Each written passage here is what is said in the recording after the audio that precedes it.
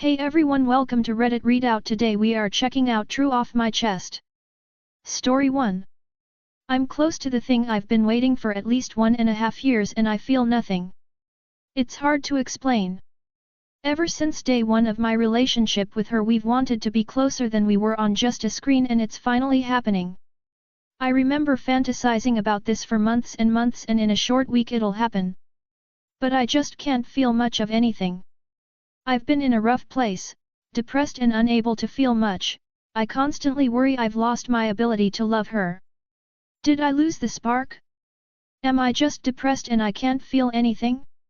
Am I worrying myself over a more dull patch in our relationship? I'm not sure. All I know is that the thing I'd wished for more than anything is around the corner, and I just feel tired and numb. I want to re-become that person who was so excited, but I worry I've lost that. Be the first to comment. Nobody's responded to this post yet. Add your thoughts and get the conversation going. Story 2. Clueless as where to go now. I attend college in January and I'm getting a 2-year degree in general studies. After that, however, I'm basically clueless on what to do. I keep getting told about how it's a useless degree and whatnot, but I'm genuinely passionate about practically nothing in my life. And it's gotten to the point where I don't even care if I hate what I'm going to end up doing as long as I make good money. I can't see myself being anywhere in the next 10 years, I'll never be able to afford a house, I'll never be able to buy a car. If I decide to transfer to a 4-year, I'll be swimming in debt I'll never ever be able to pay back. I'm most likely going to be homeless or dead, and the latter doesn't seem like a bad option. Be the first to comment. Nobody's responded to this post yet. Add your thoughts and get the conversation going. Story 3. I got forced into having sex with a whore. Basically what the title says. I, 17 was a little bit drunk, just finished work, and I was preparing to go home. Usually I go home with a colleague that has a car and OFC drives. This time I was with some guy, colleague OFC, and him being the horniest out of them all, he started asking me about sex, if I have any experience, etc. I answered his questions, and after that, he was driving to another city. I told him numerous times to stop, but he didn't. At one point he called a woman, which was the whore, and decided that it would be a good idea for me to lose my virginity, and here I am. I feel disgusted. I was forced and I didn't have anyone to call, as my phone died before getting in the car. Story 4. I was SA by officer but never reported it. Have only ever told my wife after 5 years about the AS, and that was a very watered down version of it after a long car ride coming back home from vacation, in a conversation of how would I ever know what a SA victim feels like. I have learned to grow from it, deal with it and bury it within the darkest parts of my mind. But the memory never dies. It affects me to a point I feel sick. The depression and a fogging of my life always seems to follow. I have to dedicate what seem my whole self and all my power and energy to help me get back in center with myself, but it could be weeks or months before my survival instincts kick in and I no longer want to be a victim no more. Something that took me years to learn. And this is one of those points now as I write this. I hope, by reaching out, I hope it helps me move on. The essay happened when I was 13 ish. Don't exactly remember my exact age as I try not to go too deep in memories of that time. I was a average kid, high energy, later known as ADHD, extrovert, too smart for my own good, was told, with 2 working parents growing up in the Midwest. At the time I was having out with a group of friends who we were the cool kids riding out bikes all over town. As a sick for showing what turns out to be my life nightmare, it was Halloween time and we had rode our bikes to the local Walmart, and being stupid kids we stole Halloween makeup and cool necklaces. Turns out, being in a everyone knows everyone town, the principal of the school was there, and the next day at school called us all into her office and was interrogating us about the necklace we had been giving away at the school to all our friends. Being in elementary, we broke down and said that we took them, and she called the cops on us, who took us to the local police station. I had her as an school principal for years after I hated her so much. Later her son was in my class with me and I passed my hate on to him. Something way later I learned to let go from them and felt guilty for holding so much hate, as they did not truly hurt me. What at the station all our parents were called and they wanted all the items taken returned. As my parents were not home yet, an officer took me to my house to retrieve the stolen items. I had my 2 necklaces in one of my coat pockets in my closet. He asked me when my parents would be getting home and I said not till late afternoon when they get off work. He told me I was in real trouble now and he would not be able to drive me back and suggested to write them a note to pick me up at the station to leave in the kitchen table. That I did. Asked me to get the stuff. I had trouble finding one of the necklaces because I had hid it as I was young and never had done nothing like that before. I had a guilty conscience and had keep hiding it around for my mom would not find it. I remember him just looking at me like a motion detecting camera as he stood in my bedroom door looking at me. I could not stop crying. Something that started to bother him and kept on asking me to stop as he could nor understand what I was saying. Finally found those 2 metal early 2000 necklaces, they make me sick to today. He seemed mad once I found them and told me that's it made me come here for this. He got mad and made me cry more.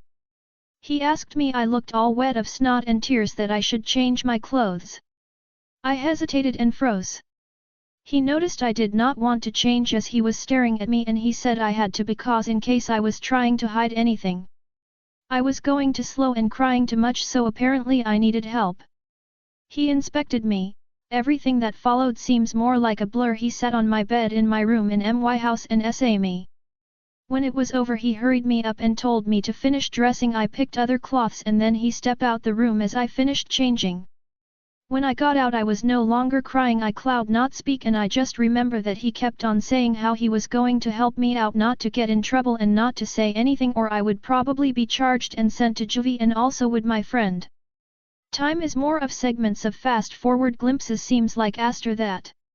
I don't remember getting out the house, going back in his car. I was just at the PD. I do remember them walking around and laughing at PD stuff. He ended up bring us a soda and chips and he came back asking if I was 30 as I did not eat the chips and only take a sip of the drink. I do remember asking him what was his name at the station when they were asking me questions and I say I like the name. His response was, no you don't, you're just saying that because you might be in heaps of trouble. He went on to say he was only police officer and could only protect me from the law, not when I got home or what my parents might do to me. Looking at me in the eyes with this, you better shut up or I will kill you look. When my mother finally picked me up she did not even look at me. We had to walk home because my dad refused to pick me up, so we had to walk home a few blocks. She let me know how disappointed they were in me, and even though we were low income they have always tried to give us everything. My dad did not speak to me for a few days, seems like, as he was disappointed. And was labeled a thief by the stupid little town. The hardest part was staying in that room. I moved to the basement room shortly after that and confronted many demons there. I was scared of the dark, peed the bed, sleepwalked but never let no one know, had some other troubles passing out XX. But nothing like that. I've had to deal and grow by myself in my head as I did not want to hurt my mom again. They had enough on their plate. Few years later the Saab was arrested for SA of his own kids. Made me relieve everything once more. Made more confirmed, had justice been served? Like he is out of the streets, is it worth reliving, exposing myself to disturb my head more? The exposure alone, the ongoing trauma I have to live, that to this fucking day deep assidance when I'm weak. I am a father now. I want to be strong but I also want to shield my own kids, and bring this up I think might expose them from a sickness of humanity I hope they never know. Would it be worth disturbing my whole life to bring it to the light? Story 5. Tonight is Christmas and this is my wish. This is not preaching. Tonight is Christmas. I want to let all out of my chest. I hate everything.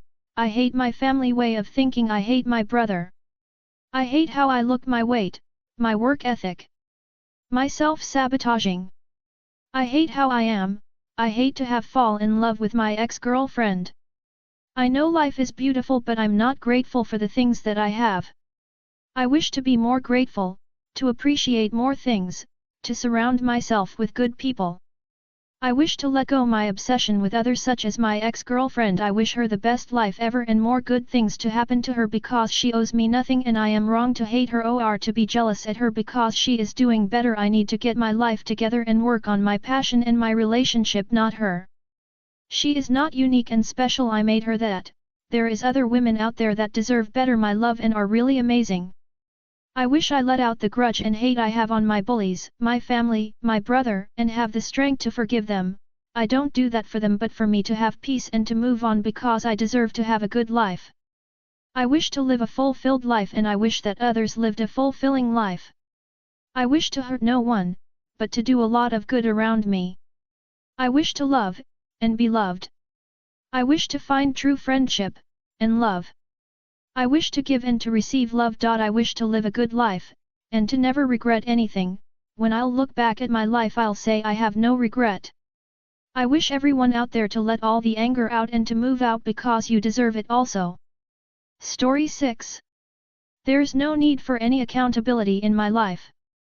I, F20, have been working as a findom for a while now and I'm lucky to be in a place where I can comfortably make a living for it. But I've realized that because of the power imbalance, I've just stopped caring about consequences of when it comes to my clients. They let me off for anything.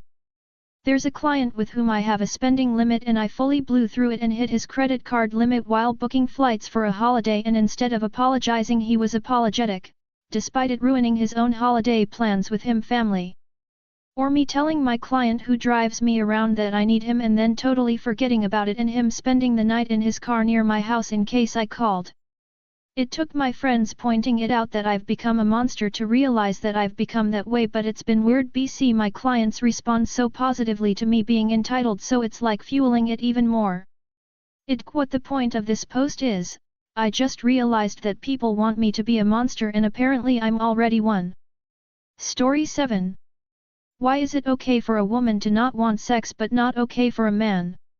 I wasn't ready for sex so early in the relationship and she got really cold and distant. She ended up breaking up with me because of it. This was my first relationship and I'm left feeling miserable. Edit. She did not pressure me into having sex. I tried a couple times later on but couldn't because of anxiety. I am a virgin, 21Y/0, and she is not. I really did want to be intimate with her, I just wasn't quite ready yet. I'm deeply afraid I missed my chance at sex. That's all for today. Please don't forget to like and subscribe.